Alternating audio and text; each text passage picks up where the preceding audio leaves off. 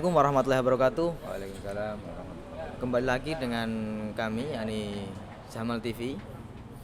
Nah, kali ini kita bareng Cak Nur Salim, Presiden Jamal Jaringan Makam Lamongan. Kita bincang-bincang terkait dengan kehadiran pemerintah daerah dalam situasi dan kondisi beberapa konflik di Kabupaten Lamongan, Kak Cak Nur.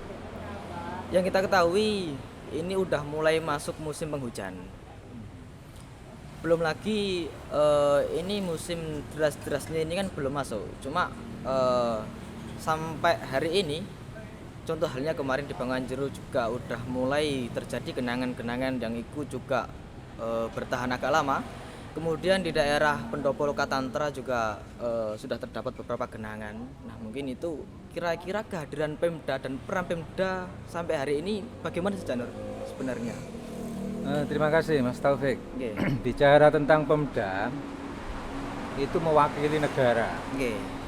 Kalau Anda baca teori negara face of face rakyat, itu negara nggak mungkin akan hadir kalau tidak mengandung profit, Oh, gitu. keuntungan. Sehingga kalau Anda bilang, "Loh, ini ada banyak persoalan kok, pemerintah daerah di mana gitu." Ya. Ya jangan berharap kalau tidak menguntungkan. Oh, seperti itu. Baik menguntungkan secara ekonomi, politik, sosial maupun budaya. Sehingga kita harus bisa jeli membaca isu apa yang sedang berkembang di masyarakat dan itu apakah ada impact, Oh, gitu. dampak terhadap pemerintah daerah. Kalau ada dia langsung turun. Oh, seperti itu. Ya. Tapi kalau profitnya atau keuntungannya itu masih jauh, dia agak lama turunnya. Gitu. Enak-enak aja gitu. Ya. Berarti bisa kita garis bawahi, Janur, ya. Di sini peran pemerintah daerah tidak sepenuhnya untuk rakyat. Atau gimana ini kira-kira? Di era otonomi daerah ini sebenarnya kan semangatnya bagaimana mendekatkan pemimpin terhadap rakyat, Ya. semangatnya. Tapi karena biaya pilkada itu mahal, itu menimbulkan dampak bahwa setiap orang yang pemimpin yang terpilih itu akan menggaransi atau mengutamakan investor yang membiayai kemarin dahulu. Gitu. Jadi bukan rakyatnya dahulu, tapi Siap. investornya dahulu. Kenapa? Karena mahal. Setiap pilkada rata-rata 100 miliar. Bagaimana? Apa itu mengembalikannya kalau tidak melalui investor-investor itu? Jadi jangan berharap nanti kalau persoalan rakyat langsung diselesaikan karena kepentingan investor dulu harus diselesaikan. Oh, seperti itu. Asik ini, Cak Nur.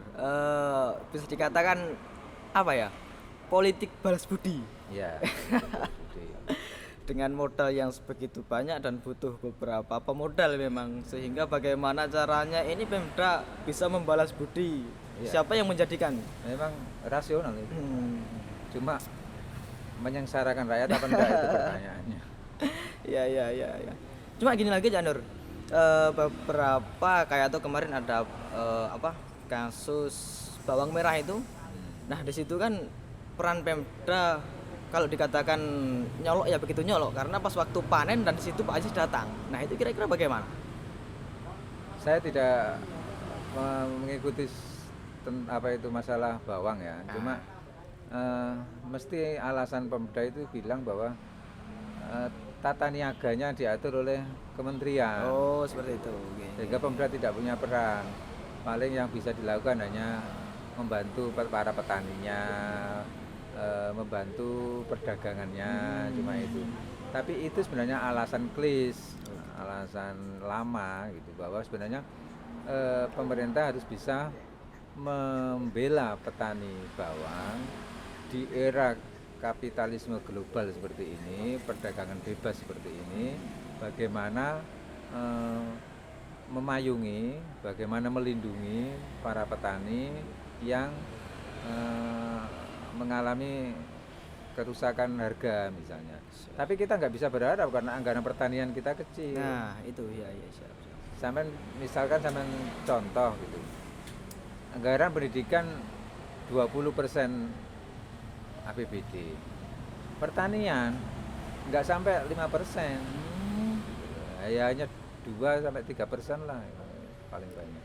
Ini asik kayaknya kita bincang-bincang terkait dengan pertanian ini. Kita dari mulai awal tadi peran Pemda, kita masuk di pertanian, Janur, yang mana terkait dengan APBD yang nggak sampai 5% tadi.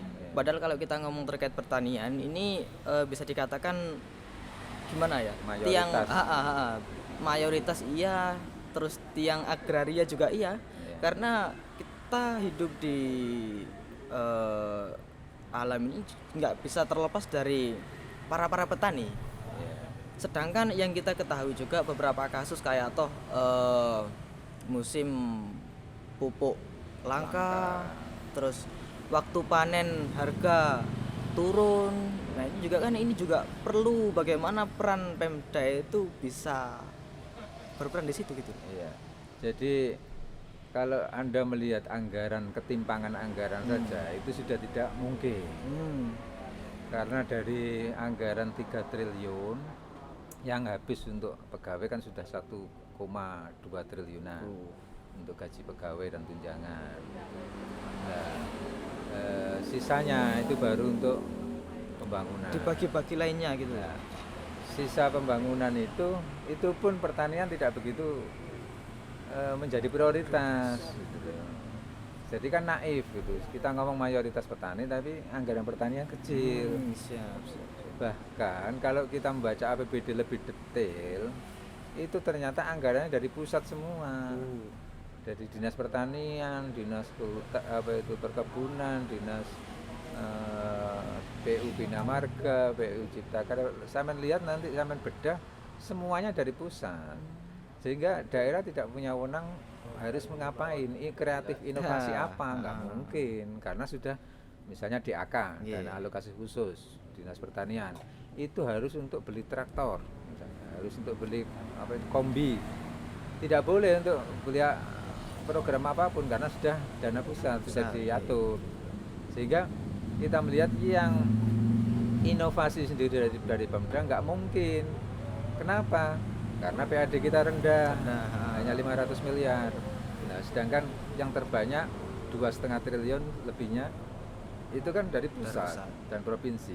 Hingga kita tidak bisa bergerak. Makanya jangan berharap apakah Pemda punya peran, punya inovasi, punya kreativitas terhadap para petani ya. Jangan berharap. Berarti gimana ya? Bisa kita garis bawahi sampai hari ini peran Pemda untuk pembangunan Lamongan ini juga agak sedikit nihil. Sorry deh Chandra ya. Bukan hanya nihil kalau sekarang. Karena APBD kita ini kan sekarang hutang 200 miliar.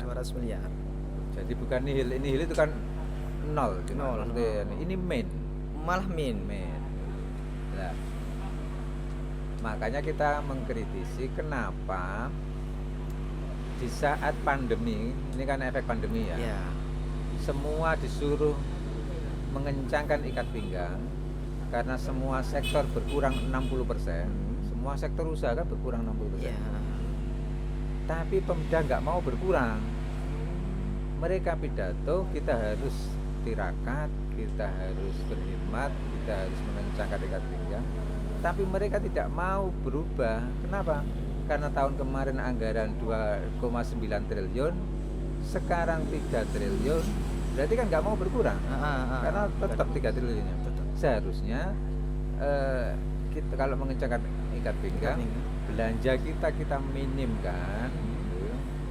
Sektor-sektor yang tidak produktif, yang hanya hura-hura, yang hanya seremonial kita kurangi. Saya membaca banyak sekali di APBD itu yang perlu dikepras sebenarnya tidak pakai utang.